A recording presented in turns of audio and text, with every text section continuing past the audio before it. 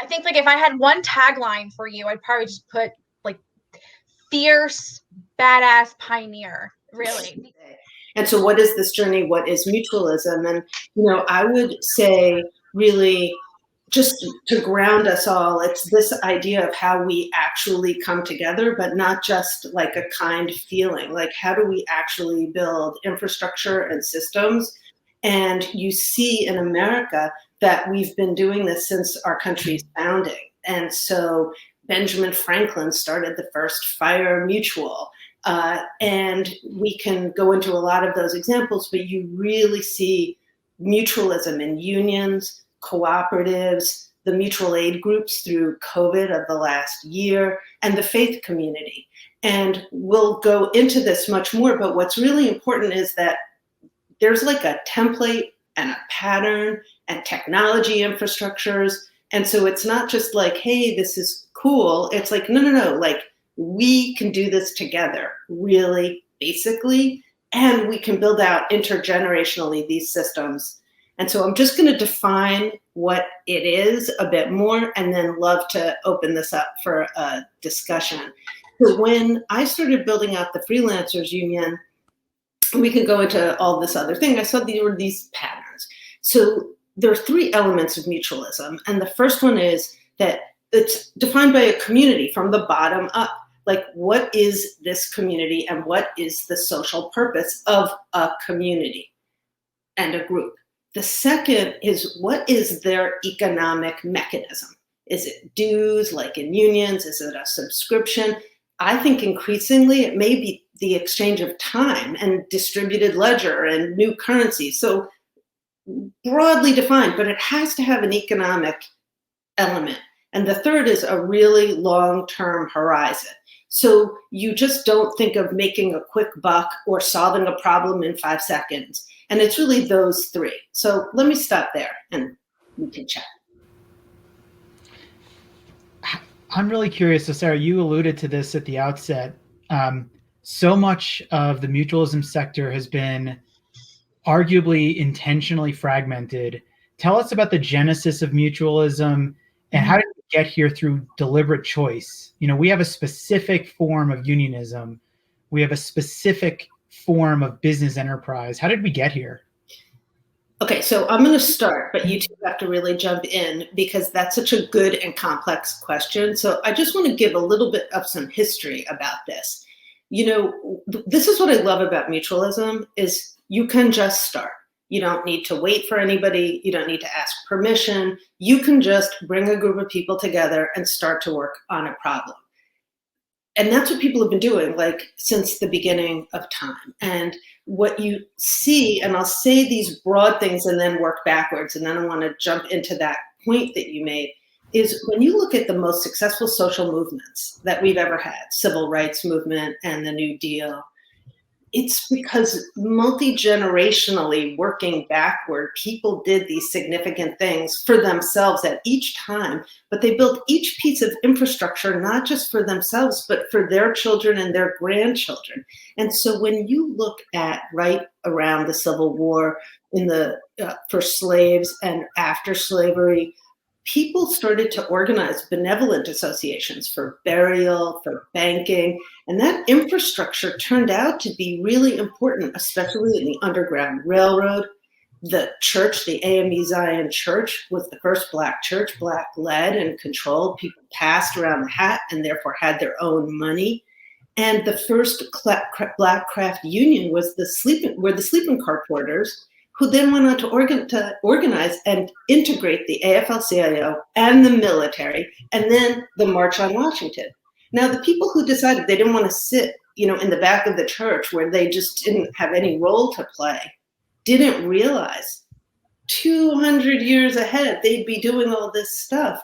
But it was that impulse. And that's what we've lost since the 1960s. And we can go into that and we have to replenish that.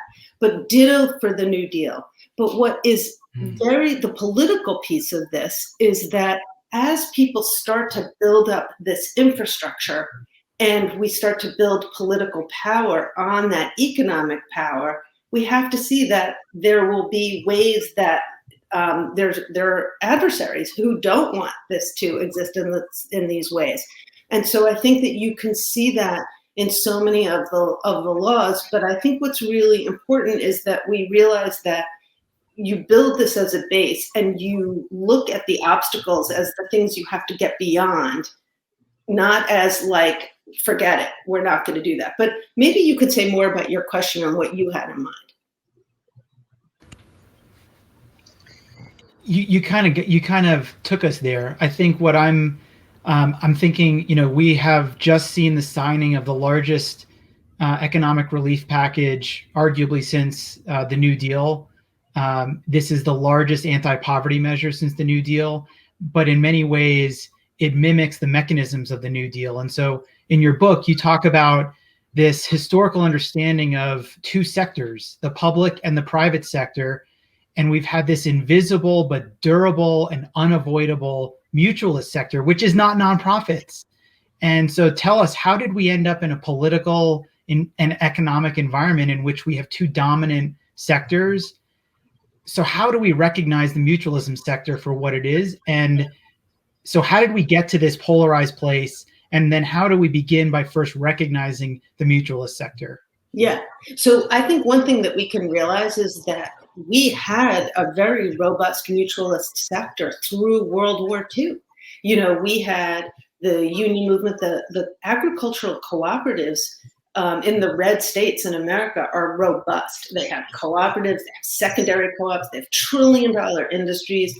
The labor movement, the labor movement, my grandfather was vice president of the Ladies Garment Workers Union, and that union, they engaged in collective bargaining as a base, and then they built out insurance companies and banks and housing that, Jason, you and I have personal history of going to. I went to my grandmother's apartment on the Lower East Side.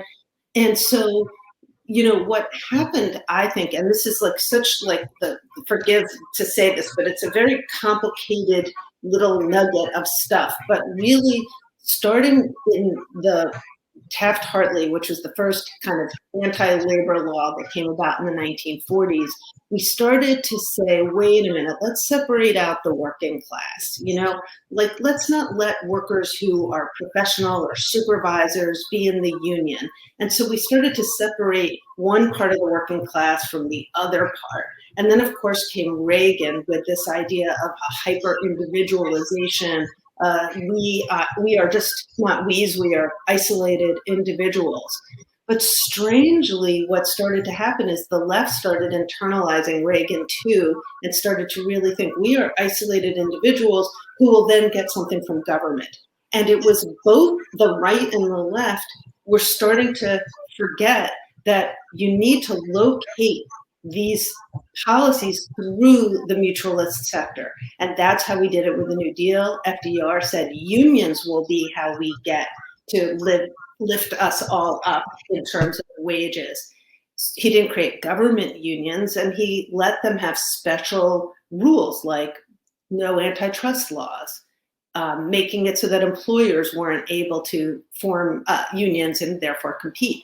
So where we've gotten to is that the nonprofit sector, so much of let me just put it this way, and then let's jump into it.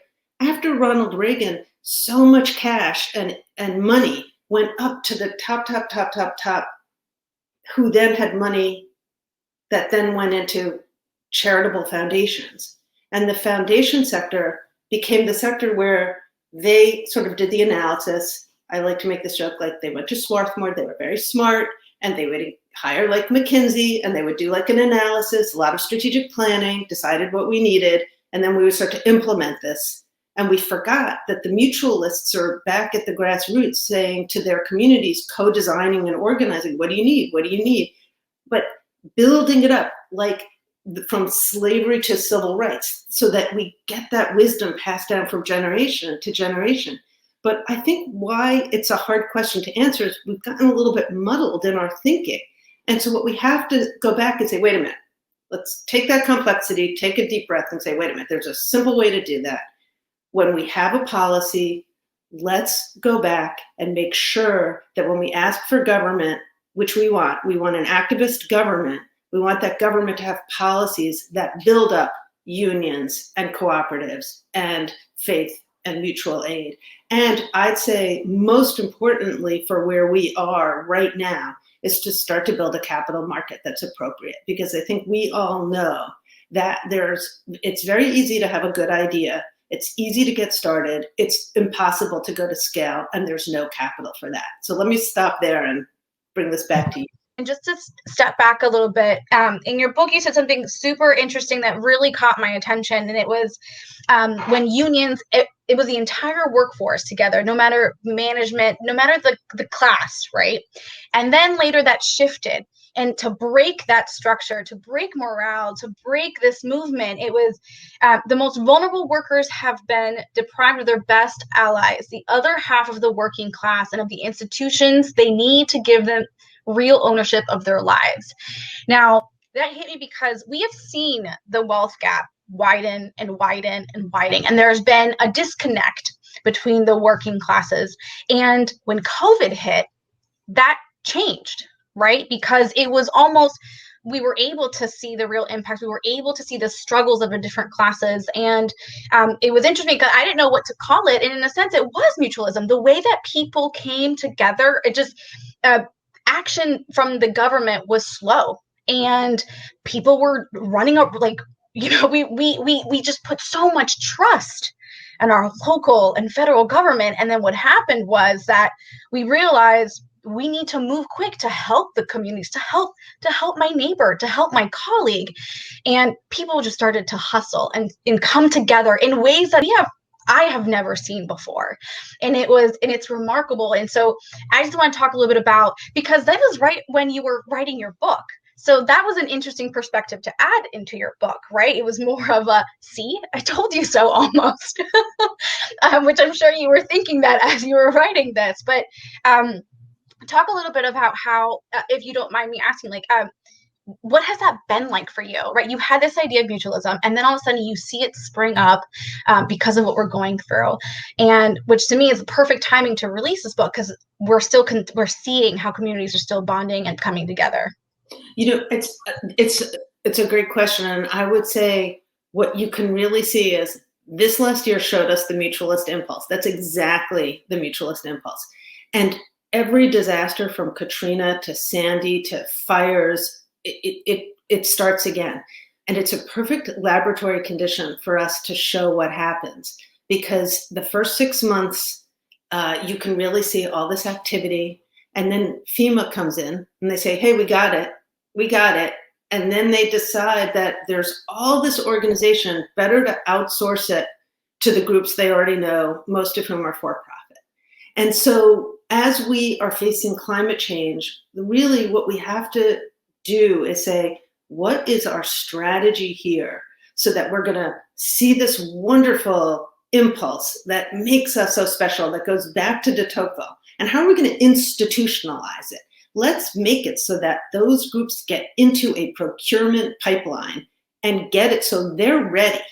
How do we then take their knowledge from each one of these disasters and bring it to the next place so we don't have to start all over again? Because that's so much of what we're doing. And I would say that that's the thing that I think we have this opportunity, that once